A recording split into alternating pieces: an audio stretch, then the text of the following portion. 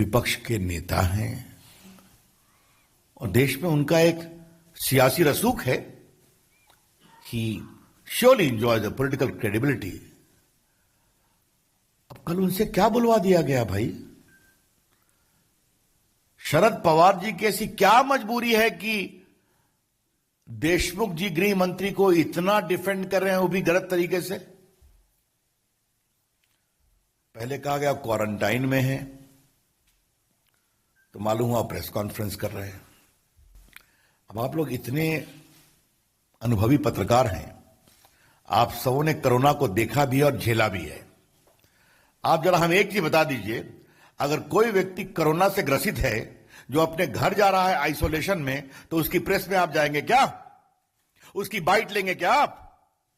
ये क्या कहा जा रहा है भाई? और वो भी ऐसे गृह मंत्री जिन्होंने कोई कोरोना किट भी नहीं पहना हुआ था, याद है ना? हम तो आज हवाई जहाज में चलते हैं तो एयर होस्टेस कहती है, सर हेड गियर पहनिए, डबल मास्क लगाइए। कुछ लोग किट पहनाती है और एयरपोर्ट उतरिए तो वहां डब्बे में डाल दीजिए। और यहां स्वनाम धन्य गृह मंत्री अनिल देशमुख जी नागपुर के अस्पताल में भर्ती हैं, कोरोना से पीड़ित हैं, होम आइसोलेशन में जा रहे हैं और प्रेस कर रहे हैं और पत्रकार खड़े हैं उनके सामने में। कमाल है भाई, किसे मूर्ख बनाया जा रहा है? इस सवाल का जवाब तो शरद पवार को देना पड़ेगा। अब बाकी तो देवेंद्र जी बोल चुके हैं, तो मैं क्या बताऊं कि मुंबई की पुलिस, सब लोग जेड प्लस के हैं, जितने 5-7 लोग, उनके पूरा मूवमेंट वो रिकॉर्ड करते हैं। ठीक है, हम लोग जेड प्लस में नहीं हूं मैं तो ऐसे भी, लेकिन हमारे लिए भी सीआरपीएफ की सुरक्षा है, हमारे सारे मूवमेंट को वो ट्रैक करते हैं। मैं कहां जा रहा हूं? तो आप सह्याद्री गेस्ट हाउस जा रहे हैं, अब बाकी जा रहे हैं, और आप जो हैं, ये तो आप लोगों को मैं दिखाना चाहूंगा, ये बड़ा रोचक मामला है। I hope I have got the copy. ये देखिए, प्राइवेट प्लेन से नागपुर से उड़ रहे हैं। हाँ, सीधा कर दें, लीजिए साहब। इसमें पायलट का लीजिए, पायलट का, मैं पायलट का नाम क्या पढ़ूं? Passenger number 1 honourable Shri Anil Deshmukh है। ये नागपुर हवाई अड्डे का पूरा। तो शरद पवार जी क्या बोल रहे हैं आप?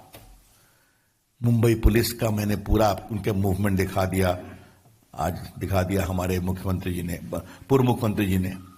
ये पूरा उनका प्लेन मूवमेंट है। आप हमें ये बताइए, अगर वो बीमार हैं तो क्या ऑर्डिनरी प्लेन से उड़ सकते हैं? मैं बहुत गंभीर सवाल आप लोगों के सामने रखना चाहता हूं।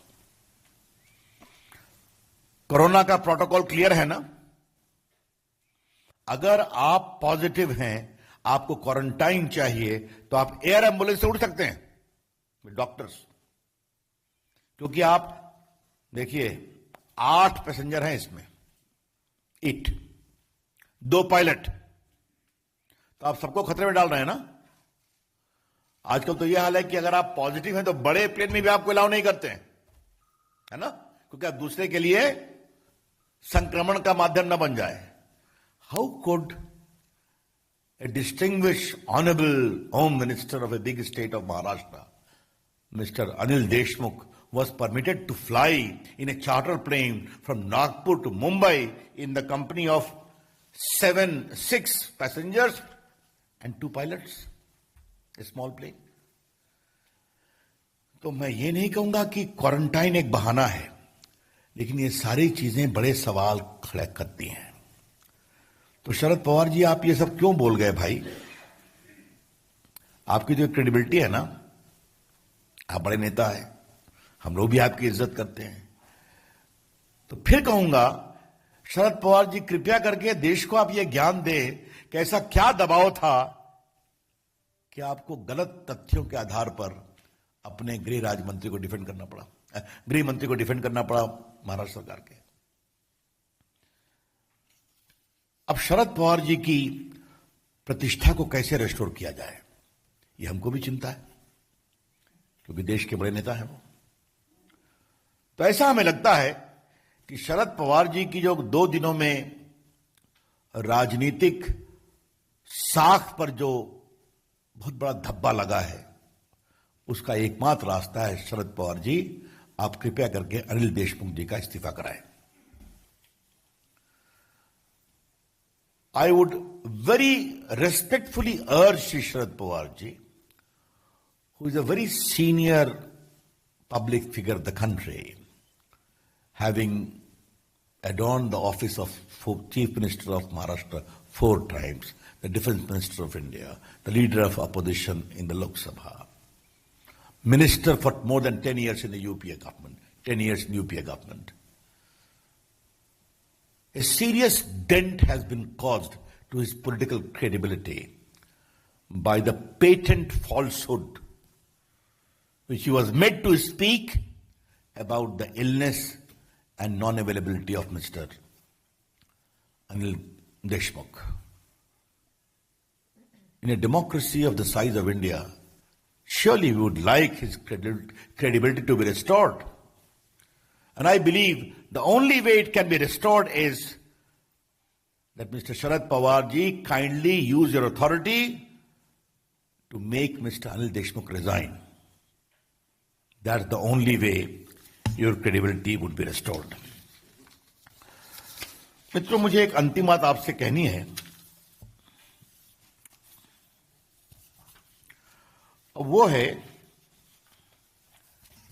कि हम कुछ भी कहते हैं तो महाअघाड़ी को गिराने की साजिश है ना?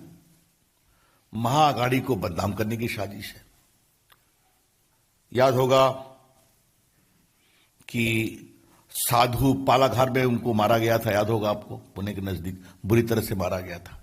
देश में बहुत चिंता हुई थी, उस पर डिमांड की इंक्वायरी होनी चाहिए। अघाड़ी की सरकार को बदनाम करने की कोशिश है।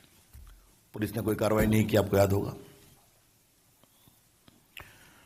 आपको याद होगा कि एक नेवी का एक ऑफिसर को बुरी तरह से मारा गया था, एक्स नेवी ऑफिसर शिवसेना के गुण शर्मा जी को। वो विषय राष्ट्र में उठा, हमारी महाअघाड़ी सरकार को बदनाम करने की कोशिश है। सुशांत सिंह राजपूत के दुर्भाग्यपूर्ण आत्महत्या को लेकर देश में एक जबरदस्त गुस्सा था, उसका मामला चल रहा था, तो महाअघाड़ी सरकार को गिराने की कोशिश है।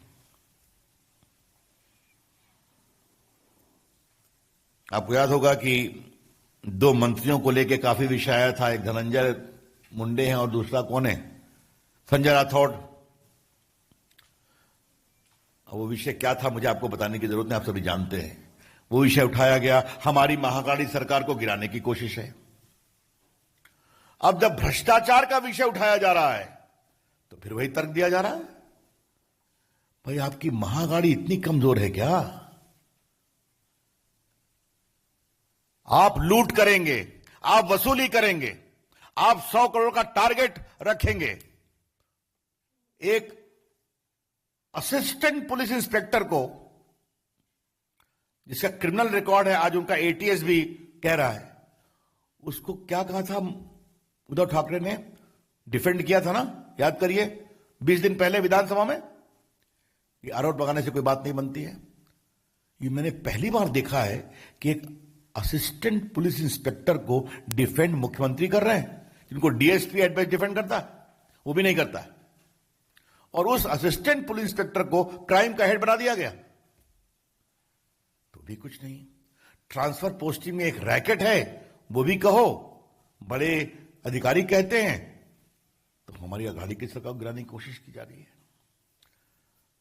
मैं फिर रिपीट करूंगा, mister Uddhav Thackeray's government has lost the moral authority to govern. Uddhav Thackeray की सरकार शासन का नैतिक अधिकार खो चुकी है। यह सिर्फ वसूली की महाअघाड़ी है, उत्तरदायित्व और शासन की नहीं है। That's all from my side, friends. Open to questions.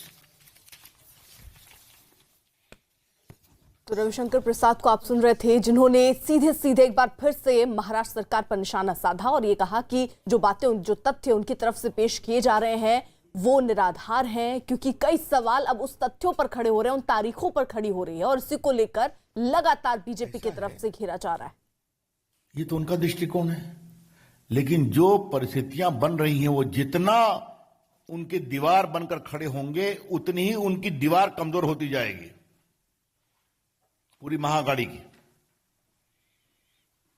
और जिस प्रकार से उनको बचाने की कोशिश की जा रही है, तो मैं फिर कहूंगा कि देशमुख साहब ये 100 करोड़ का टारगेट अपने लिए कर रहे थे या अपनी पार्टी के लिए, अपनी सरकार के लिए। और सचिन वाजे के पेट में और कितने राज हैं।